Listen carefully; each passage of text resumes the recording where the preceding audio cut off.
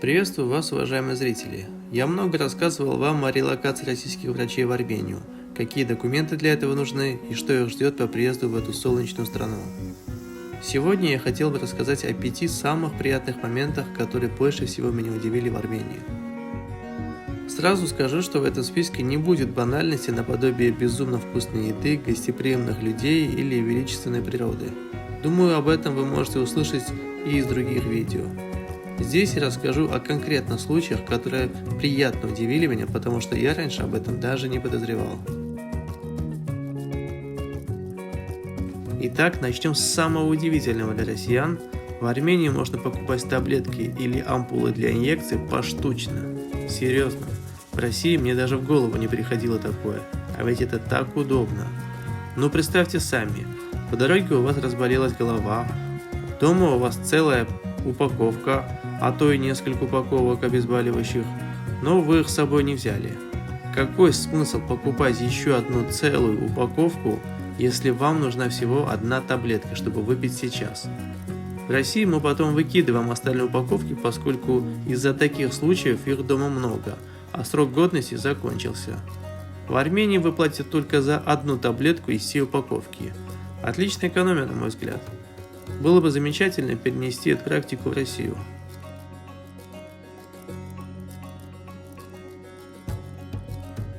Далее я хотел бы рассказать о такой приятной возможности, как пить вкуснейшую холодную воду абсолютно бесплатно почти в любом месте. Думаю, те, кто хоть раз побывал в Армении, поняли, о чем речь. Это знаменитые пулпулаки. Не знаю, как дословно это переводится, но это такие питьевые фонтанчики, расположенные буквально на каждой улице, из которых реально можно бесплатно пить воду, намного более вкусную, чем то, что мы покупаем в магазине. Вода родниковая, о безопасности и чистоте можно не переживать. Не слышал ни одного случая отравления от этой воды. Опять же, было бы великолепно, чтобы в России такое сделали.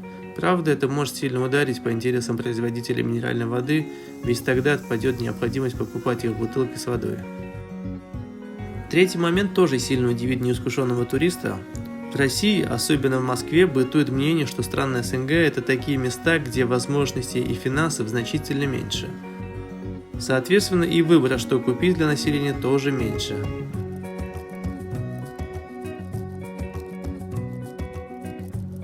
Вы просто потеряете дар речи, когда зайдете в супермаркеты САС или Ереван Сити.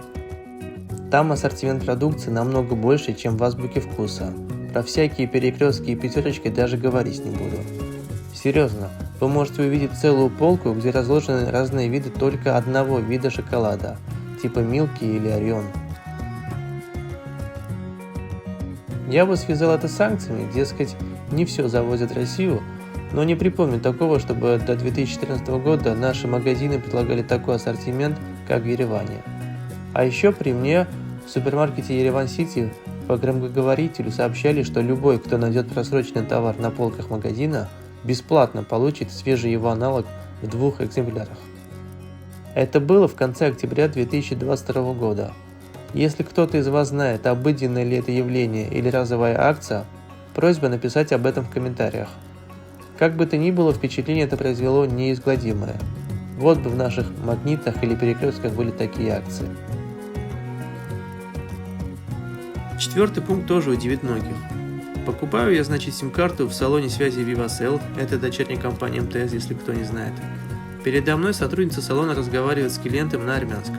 Меня приятно удивило, что со мной она говорила на чистом русском, едва-едва можно было заметить легкий акцент, при этом без каких-либо ошибок. После меня к ней подсел мужчина на вид арабской внешности. Каково же было мое удивление, когда она начала бегло говорить с ним на английском. Ну серьезно, я очень высокого мнения о молодежи России, всегда их считал самыми талантливыми в мире, но чтоб обычно сотрудница салона сотовой связи свободно владела 3 языками, это что-то с чем-то.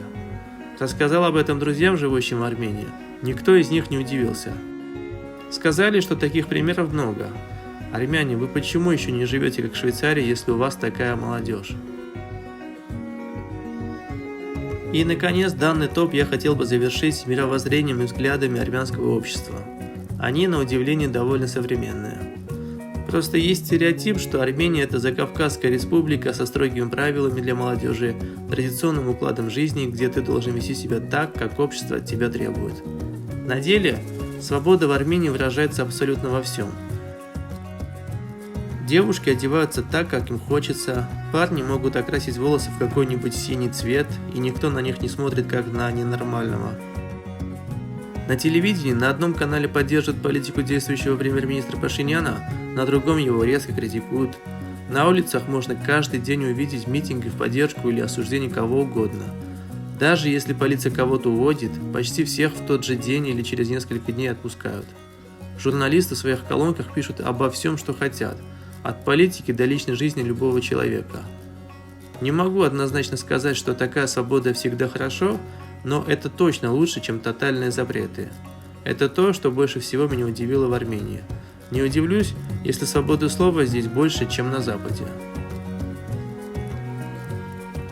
Но на самом деле, несмотря на большую любовь к Армении и армянам, есть моменты, которые мне не понравились у них. Если вам интересно знать об этом, ставьте лайки, подписывайтесь на канал. В следующем выпуске абсолютно без обид и без банальности я расскажу о топ-5 моментах, неприятно удививших меня в Армении. Ну а самые благодарные подписчики могут помочь небольшой суммой, отправленной на номер карты, указанной на видео или в описании ниже. Я коплю средства на новый микрофон для более приятной записи звука. Всем большой шнуракалусюн.